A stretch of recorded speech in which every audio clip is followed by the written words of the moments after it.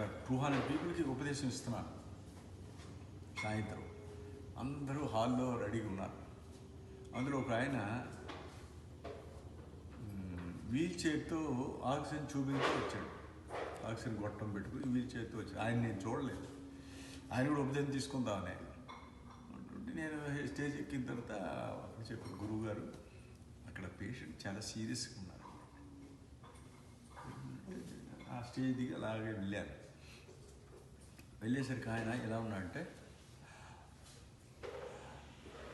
Gas పింగ్తో ఉన్నాడు.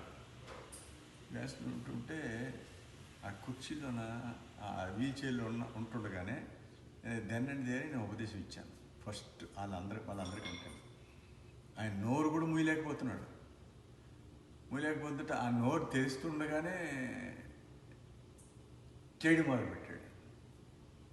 సరే చేసుకో అని చెప్పి నేను వచ్చాను. అక్కడ వీళ్ళందరికీ ఉపదేశం ఇస్తున్నాను. 1 అవర్ అయింది. 1 అవర్ అయ్యేసరికి ఆయన మిస్సెస్ గురువుగారు నాకు ఇస్తారు. సరేలే అమ్మ ఆవిడకి ఇచ్చాను. మరొక 1 అవర్ పోతే మిగతా వాళ్ళందరూ కంప్లీట్ అయిపోయారు.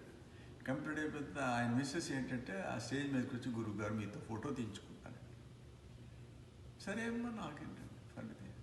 ఈ లోపల ఈ వీల్ చైర్లో ఉన్న పేషెంట్ ఈ ఆక్సిజన్ ట్యూబ్ బయటికి తీసేసి వీల్ చైర్ విడిచిపెట్టేసి నడిచి గబా స్టేజ్ మీదకి వచ్చాడు.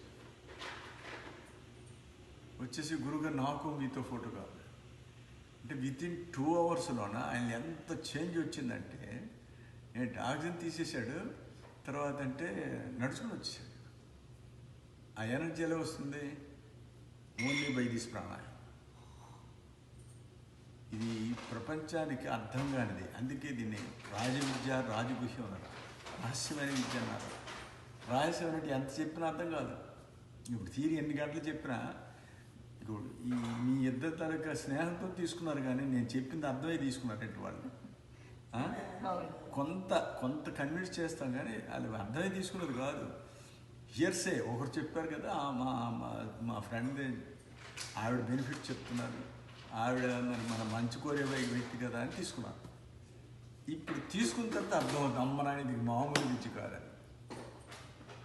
ఏంటి అది. సో అటువంటి విద్యది. అయితే నేను మెడికల్గా కూడా డాక్టర్ మెడికల్గా ఇప్పుడు ఈ బాబాలు సద్గురువులు వాళ్ళు వీళ్ళు ఎవరికి వచ్చినట్టు వాళ్ళు చెప్తున్నారు.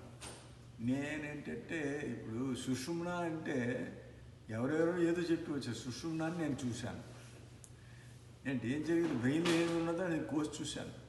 సో అదంతా నాకు తెలుసు కనుక కాబట్టి ఇది మీరందరూ అనుకున్నది ఈ బాబా చెప్పింది కరెక్ట్ కాదు. ఇది ఏంటి అది కూడా మిగతా డాక్టర్లా కాదు. నేను అది చూశాను, తర్వాత అనిపిస్తున్నాను. సాధన మా గురువులు, శాస్త్రం అని చెప్పేసి ఇంకెవరు మాట్లాడలేరు.